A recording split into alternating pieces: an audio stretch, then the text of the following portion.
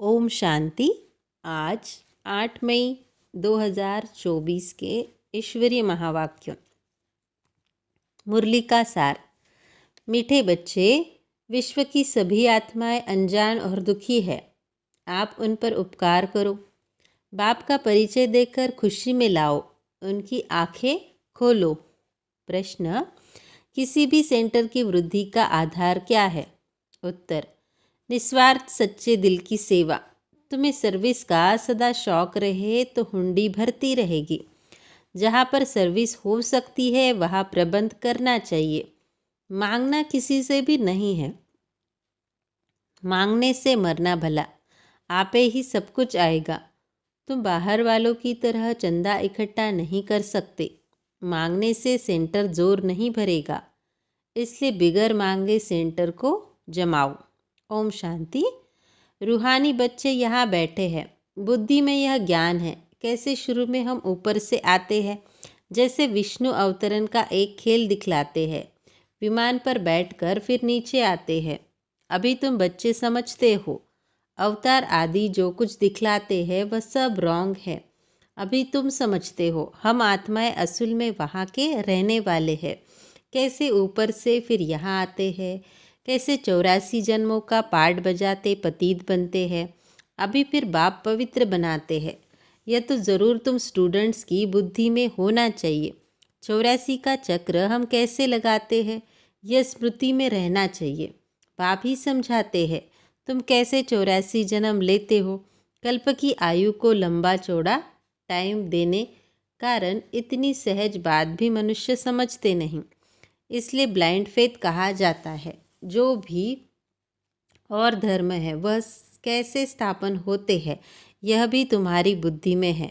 तुम जानते हो पुनर्जन्म लेते लेते पाठ बजाते बजाते अभी अंत में आकर पहुँचे हैं। अब फिर वापस जाते हैं। यह नॉलेज तुम बच्चों को ही है। दुनिया में और कोई भी यह नॉलेज नहीं जानते हैं। कहते भी है 5000 वर्ष पहले पैराडाइज था, परंतु वह क्या था यह नहीं जानते। ज़रूर आदि सनातन देवी देवताओं का राज्य था, परंतु यह बिल्कुल नहीं जानते। तुम समझते हो हम भी पहले कुछ नहीं जानते थे। और धर्म वाले ऐसे थोड़ी है कि अपने धर्म स्थापक को नहीं जानते। तुम अभी जानकर नॉलेजफुल बने हो। बाकी सारी दुनिया अनजान है। हम कितने समझदार बने थे, अब फिर बेसमझ अनजान हो गए हैं। मनुष्य होकर अथवा एक्टर्स होकर हम नहीं जानते थे। नॉलेज का प्रभाव देखो कैसा है। यह तुम जानते हो तो बच्चों को अंदर में कितना गदगद होना चाहिए। जब धारणा हो तभी अंदर में वह खुशी आए। तुम जानते हो हम शुरू में कैसे आए, फिर कैसे शूद्र कुल से ब्राह्मण कुल में ट्रांसफ़र हुए। यह सृष्टि का चक्र कैसे फिरता है सो तुम्हारे सिवाय दुनिया में कोई भी नहीं जानता है। अंदर में यह ज्ञान डांस होना चाहिए। बाबा हमको कितनी वंडरफुल नॉलेज देते हैं, जिस नॉलेज से हम अपना वर्षा पाते हैं।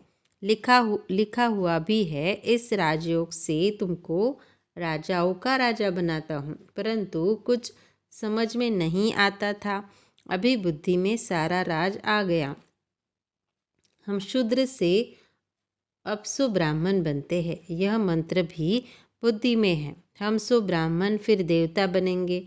फिर हम उतरते उतरते नीचे आते हैं। कितना पुनर्जन्म लेते चक्र लगाते हैं। यह नॉलेज बुद्धि में रहने कारण खुशी भी रहनी चाहिए। औरों को भी यह नॉलेज कैसे मिले। कितने ख्यालात चलते रहते हैं, कैसे सबको बाप का परिचय दे। तुम ब्राह्मण कितना उपकार करते हो। बाप भी उपकार करते हैं ना। जो बिल्कुल ही अनजान है उन्हों को सदा सुखी बनाए, आंखें खोले। खुशी होती है ना। जिनको सर्विस का शौक़ रहता है उनके अंदर में आना चाहिए। बहुत खुशी होनी चाहिए। हम आत्माएं कहाँ की रहने वाली है, फिर कैसे आती है पाठ बजाने। कितने ऊंच बनते हैं, फिर कैसे नीचे आते हैं।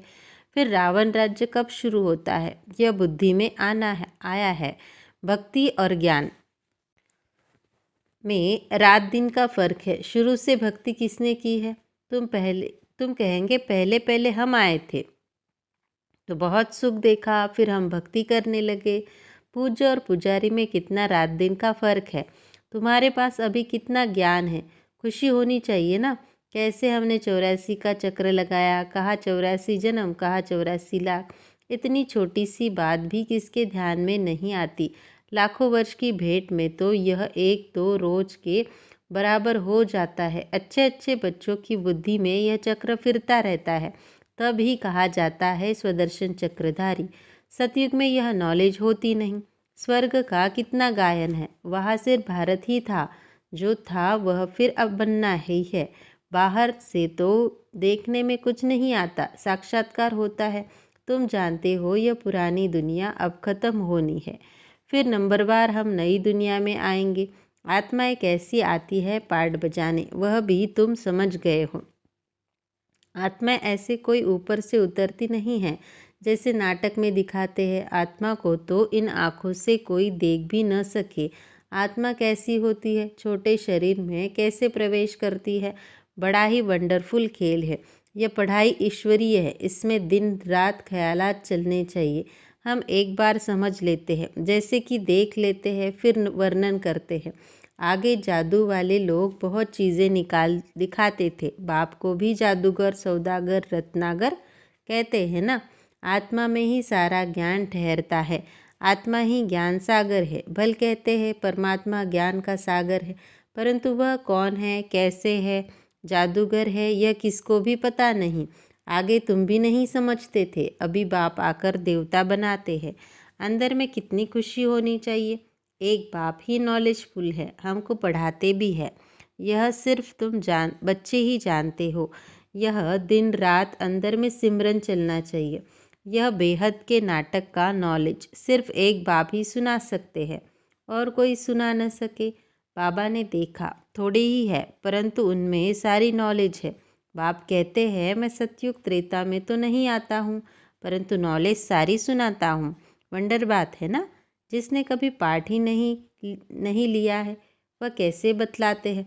बाप कहते हैं मैं कुछ भी देखता नहीं हूँ, न मैं सतयुग त्रेता में आता हूँ, परंतु मेरे में नॉलेज कितनी अच्छी है, जो मैं एक ही बार आकर तुमको सुनाता हूँ। तुमने पाठ बजाया, तुम जानते नहीं हो, और जिसने पाठ नहीं बजाया वह सब जानते हैं। वंडर है ना। हम जो पाठधारी है, हम कुछ भी नहीं जानते, और बाप में कितनी सारी नॉलेज है। बाप कहते हैं मैं थोड़ी सतयुग त्रेता में आता हूँ, जो तुमको अनुभव सुनाओ। ड्रामा अनुसार बिगर देखे अनुभव किए सारी नॉलेज देते हैं। कितना वंडर है। मैं पाठ बजाने आता ही नहीं और तुमको सारा पाठ समझाता हूँ, इसलिए ही मुझे नॉलेजफुल कहते हैं। तो अब आप कहते हैं अब मीठे मीठे बच्चे अपनी उन्नति करनी है तो अपने को आत्मा समझो। यह खेल है, तुम फिर भी ऐसे ही खेल करेंगे, देवी देवता बनेंगे, फिर अंत में चक्र लगाए मनुष्य बनेंगे। वंडर खाना चाहिए ना। बाबा यह नॉलेज कहाँ से आई, उनका तो कोई गुरु भी नहीं है। ड्रामा अनुसार पहले से ही उनमें पाठ बजाने की नूंद है, इसको कुदरत कहेंगे ना। हर बात में वंडरफुल है, तो बाप बैठ नई नई बातें समझाते हैं। ऐसे बाप को कितना याद करना चाहिए। 84 के चक्र को भी याद करना है। यह राज भी बाबा ने ही समझाया है। विराट रूप का चित्र कितना अच्छा है।